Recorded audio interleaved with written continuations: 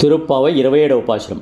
கூடாரை வெல்லும் சேர் கோவிந்தா உந்தன்னை பாடிப்பறை கொண்டு யாம் பெருசம்மானம் நாடோ புலகமும் பரிசினால் நன்றாக சூடகமே தொல்வலையே தோடே சிவிப்பூவே பாடகமே என்றனை பலகலனும் யாமடிவோம் ஆடையிடுப்போம் ஆதன் பின் பால்சோறு மூட நெய் பெய்து முழங்கை వలివార కూడియిరందు కుళిరిందేలొరింబావాయి.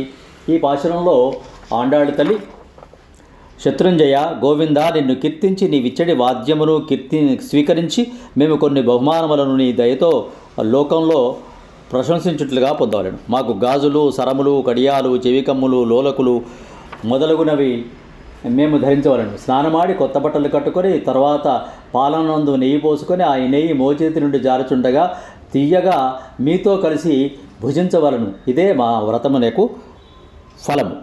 శుభం.